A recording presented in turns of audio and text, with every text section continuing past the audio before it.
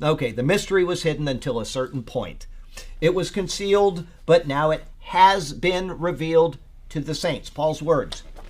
Those in Acts 11, which I just read, 11:18, began to understand what was happening.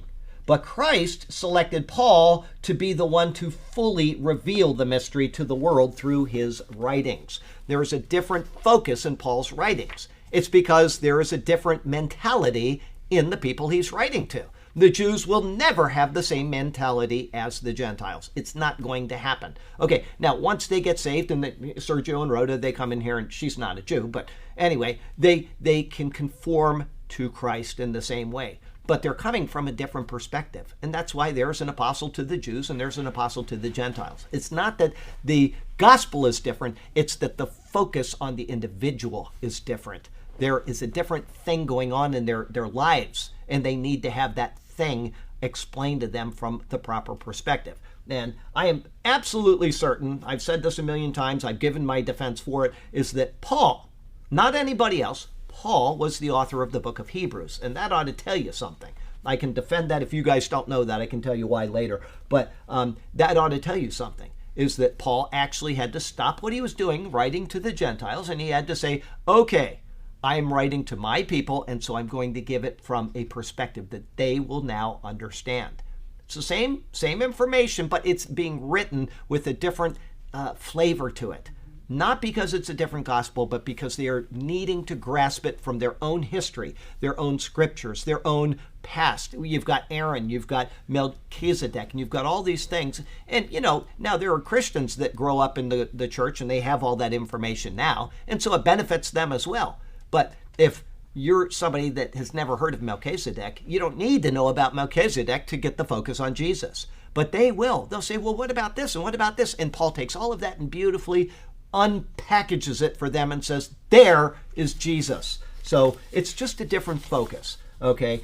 Paul always went to the synagogues first. Even though he gave a primary message to the Gentiles, the same message went to the Jewish people. He always went there first.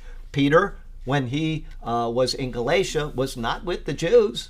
He was with the Gentiles, and he was talking to them about Jesus. The problem that arose in Galatia was not with the Gentiles that were being explained Jesus. The problem was with Peter. And so Paul had to correct him in Galatians chapter 2. So there's a lot going on in the Bible, but the main thing to remember is that it is Jesus.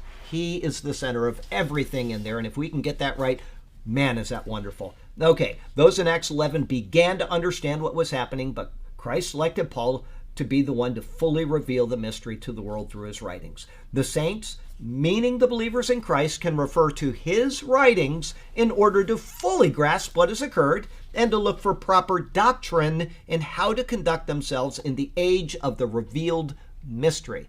And that applies to Jews too. I mean, they just need to understand first that Jesus came to them, but it is not limited to them. And then they can say, well, if he's done this for the Gentiles, then now I can benefit from Paul's writings.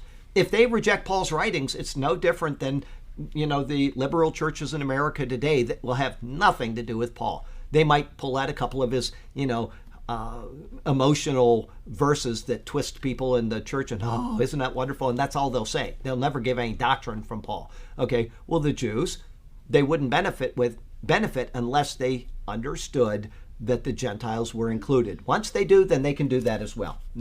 Everybody can benefit from it. But if you're